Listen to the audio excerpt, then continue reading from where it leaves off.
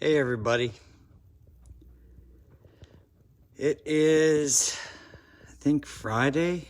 Yeah, I think it's Friday. Yeah. So, long story short, I'm kind of drunk. Yeah. Yeah, I am. Which is good because, I mean, why the hell not? If you were in my place, why wouldn't you? So, recap. I said I was going to do a video when I climbed out, but, things got real. And I pulled the trigger on my daughter's playhouse / rock wall / slide / swing monstrosity. And we're in the mid phase of building it, which is, to do. It's a to do. But, it's all worth it. It really is. She's already been on, we put the decking on, and she's, we set her on there, and she's been, she played on it. So I'm really excited to get that done. But I'm halfway through it. I know I said I was going to do a video when I climbed out, but, yeah, things here got a little bit busy. And that took precedence over the video, so I apologize. Just to go back a little bit, when I took the drug Monday night, I had nausea on Tuesday, which is pretty much what I said from every day. I did that, and then I think it was like Wednesday, Thursday, it turned for the worst. It was really bad. And like I said, I do apologize for this video being late, but it's the only time I had an opportunity to do it. So, on Wednesday, Thursday, I got the bad, diarrhea side effect. Oh my God. So I woke up at like I told you, I'm not going to sugarcoat this. I'm going to tell you exactly what happened with taking the chemo pill that I'm doing. Like, this is not a sugar-coated version. This is no bull crap for real. Yeah, I had the worst diarrhea. So it woke me up from a dead sleep. It woke me up at like 1 in the morning. And by 3:30 in the morning, I didn't even know if there was anything left in me. I mean, it was just, I hate to be graphic, but I told you I'm not going to sugarcoat it. It was like a garden hose out of my butthole. Yeah, I said it. That's horrible. It's very graphic, but that's what it was. The immediate concern to me was staying hydrated, because there was a lot of liquids coming out and not so much going in. Common sense dictates in that situation, well, you better start drinking a lot. So I started chugging water, lemonade, Gatorades. I mean, I just started chugging. And it only lasted, like I said, it was like 1 in the morning. It woke me up. It was quite violent. It was so violent that I was on the other side of the house, and I woke up my wife, Becky, that was on the other side of the house. I mean, it was quite explosive. I'll keep it at that. But it only lasted that point. The next day, I think that was like Wednesday into Thursday. The next day, which was Thursday, there was like a little bit of remnants. It was kind of like an aftermath. I had to go to the bathroom more frequently than I normally would have throughout the day of doing things, but not a problem. It was manageable. I drank a lot of water. I mean, a lot of water, a lot of Gatorades, just trying to hydrate the best I could, replenish everything that just came out. So that was a new one. The last video, I told you that every time was different, but I think now that the medication has set in, you know, this is week 3, so now it's getting in my system. It's kind of hanging out at the level that it wants to. It's showing its true colors, to say. So I dealt with it. Everything was fine. And honestly, Thursday, I just hit her hard. I don't know. I just went to work. I started doing things. I started building things. I started cutting everything, grass, whatever. I just went to work. My doctors always said that I should be bedridden. I should not be doing what I do. But I kind of feel that if I would stop doing me, I mean, my body is me, you know, it's attuned to what I do. If I would stop doing that, it would actually be bad. So I worked through it. I did hard work. And I worked through it the best I could. And I got a lot done. So I started building the play house for my daughter. I don't even know if it is a playhouse. It's goofy, man. This thing's like a monstrosity. My goodness, it's huge. So I started doing that, and I worked through the symptoms. And now I'm kind of tipsy. I'm not drunk, but I'm tipsy. Because I had a couple beers and it didn't hurt me, and, well, I ran with it. See, that's the thing. Like, a lot of folks would say, and a lot of doctors would say, oh, you can't do this. It's too hard on your system. Are you kidding me? Too hard on my system? Like, the poison that you're putting into me is one thing. Oh, the power is going out.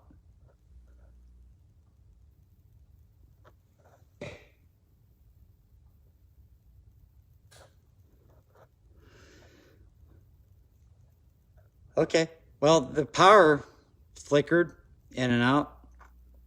Probably somebody was drunk and hit a pole. We got snow here. So that's what that was. That was not me. That was a power. Wow. Now I got to reset everything in the house. It's ridiculous. Anyways, back to what I was saying. Like, I think a lot of the reason why I am in the shape that I'm in is because I never let this disease dictate my life. At the beginning, it did, because I didn't know how to handle it. And I'm going to be honest with you. At the beginning, I did everything. I walked the line. And I walked the line for so many years. Now that I'm at 10 years, 10 freaking years, when I was supposed to be dead back in 2011, that was my first death penalty, 2011. Shit, I was 24, 25 years old. I let this disease dictate so many things. And I'm being honest with you. It took my career. It took my career from the Army away from me. And they turned their back, but that's a different story. I can't tell you that. I can't fix helicopters and airplanes anymore. I just can't. And that hurts, because that's kind of my passion. But for so many years, it took so much from me. It took my skin. Ain't the same. I mean, I can sit here and rattle off damage on my body. I can just rattle it off. My skin, my teeth. It took all my teeth. Like, I have false teeth. A lot of you guys don't even know that, and I'm okay with it. I can admit that. It took all my teeth. The chemo just destroyed everything. My left kidney is gone. My skin is gone. My stamina, my health, my teeth, like everything, my eyes, everything is gone. It just hurt everything so bad. Like, I had to make a lot of sacrifices to live. And that's part of the game. I realize that, and I'm okay with that. And I did what I had to do. They are pretty teeth, thank you, Mickey. I appreciate that. I think we could do better. We're going to come back and we're going to revisit the whole teeth thing. But right now, it is what it is. But I think we can do better. I mean, I have government funding. We can do better. But on that note, I mean, I could sit here and list everything that this disease took from me. Everything. I could be bitter too. Like, I could just be the most angriest person in the world. And the funny thing is that even if I was that, everyone would understand. They'd be like, yeah, we kind of get it. The guy's been through a lot and this, that, and whatever. But I'm not going to do that. I'm not going to be that way. I just learned how to adapt and overcome. That's a big thing in the military. And like I told you, I applied things to the military. I learned how to adapt and overcome. So, okay, this disease took my teeth. Well, give me false ones. Can I still eat? Yes. Move on to the next one. Like, that's how that worked. And that was a big adjustment for me. It was actually really hard to learn because it's almost like having, and this is quote unquote, it's like having a plastic dump truck in your mouth. You don't feel what you used to feel. You can't tell hot and cold until it's too late because it's just weird. Like, you can't feel it. But I learned how to live with it. And I learned how to make the best of it. I can't tell you everything that it did bad to me because it's just boring. And then by the time I'm done, you're going to be like, how is this guy even on 2 feet? And my doctors and oncologists, the best in the world, say the same thing. And the point that I was getting to is, like tonight, I'm a little tipsy. Oh shit, hold on. Freaking TV. Electronic gremlins. It's a real thing. The point that I'm getting to is, like, they always tell you, oh, don't drink, don't do this. If it was up to them, I would be like a nun. Like, it would be ridiculous. I wouldn't, like, that's not life. Like, I'm not going to live life. I'm just going to live by their rules. No. I made that decision a couple years ago. And for the most part of my cancer fight, I towed the line. I really did. I did everything they said. I did everything that they wanted me to do, the pills they wanted me to take, the lifestyle they wanted me to live. I did everything. I towed the line. You know where it got me? Nowhere. I'm not saying, full disclosure, I'm not saying if you have like a heart attack to make up your own rules. Don't do that. It took me many years in my specific fight to just say, you know what, I'm going to be me. After a while, I was like, you know what, I'm just going to do me. And I do. Like, I'm so in tune with my body after this point that I understand when I can have a beer. And for me, my escape is having a beer. There could be a lot worse. But having a couple beers, or maybe one too many, That's my escape. Sue me. Twice. Go for it. I don't care. Or going to the gun range and just shooting. Just shoot all day. I love that. So I decided, you know, like the hard work that I do, which a lot of you guys that live in my area, and you know who you are, our lifestyle is considered hard work to folks in the city. Like, you got to get out, you got to cut your grass. Tree limbs fell down, you got to clean the yard up. You got to cut them up, grab the chainsaw, do that. Like, that's tough work. You know, that's hard work for some folks in the city and folks in the other parts of the area or in the world. But for me, I live. I just live. And my own call just come to terms with that. He's like, hey, he's going to do his thing and he knows his limits. And if he can't do his thing, he's going to let me know right away, and then something's wrong.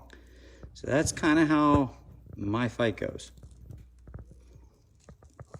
But I went from like horrible diarrhea to now I'm drinking beer with no side effects. Sometimes, like my cancer, Hodgkins Lymphoma, that's my cancer type, but I got the type that wants to kill you horribly.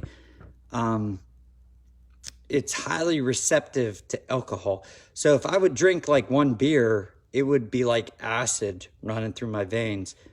And that was always like a check mark. And I'm not an alcoholic. Like I feel bad. Like people are going to think I'm an alcoholic because I'm always referring to drinking beer. But no. First of all, this country was built on alcohol. Do the history. I'm right. Second of all, I mean, I'm not hurting anybody, and I'm just kind of hanging out doing my thing. And alcohol helps with the mental part of it. It's like a release. Having a couple beers here and there, especially when you have a situation that's weighted so heavily like mine, it's kind of nice to have a few drinks and just relax. So if I had to sum up the whole chemo thing this week, it was fast and furious. It started off horrible. I took the pill. I had headaches. I don't get headaches, but I did have headaches. I knew it was from the medication. Anyway, it happened. And then the horrible diarrhea happened.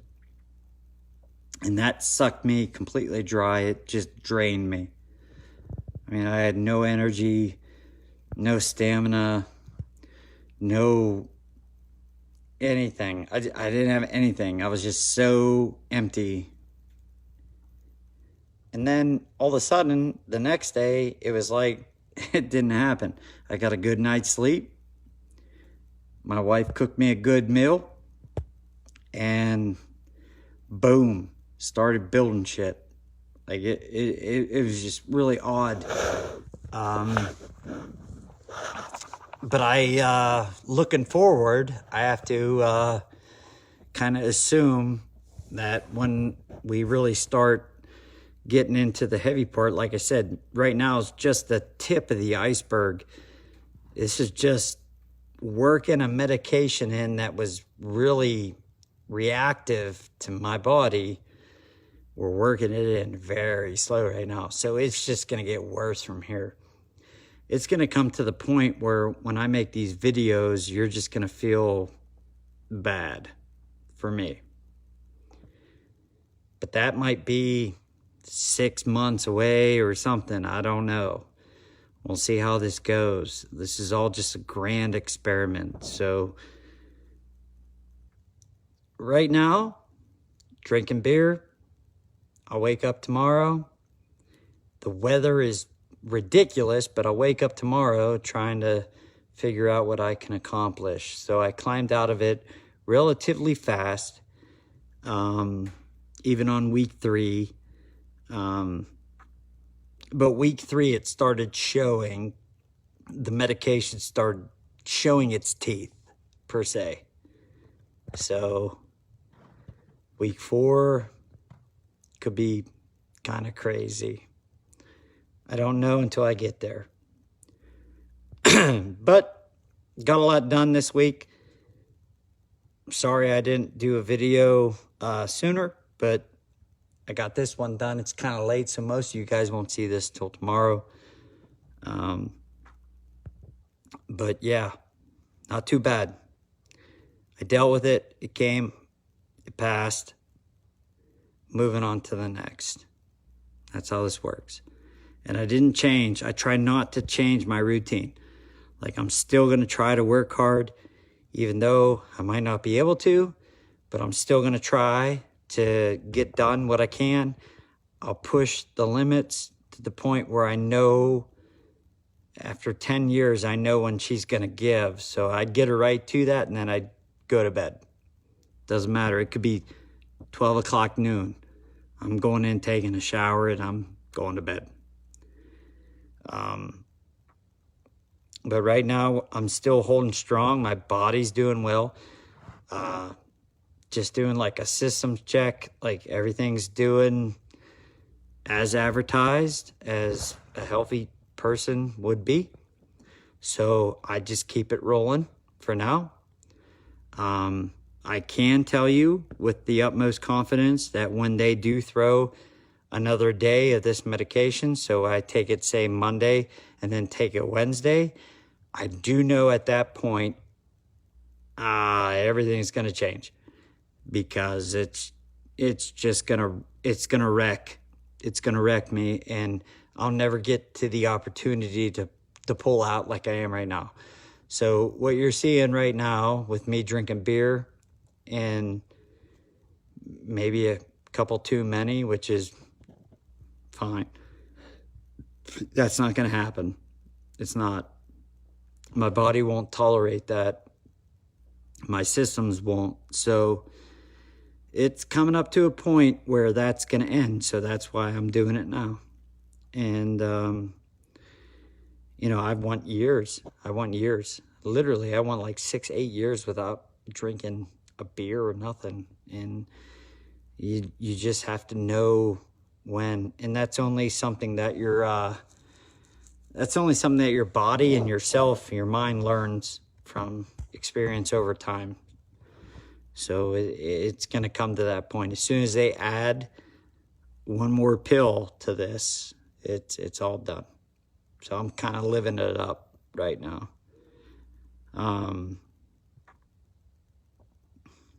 Yeah. So that's about the cancer stuff.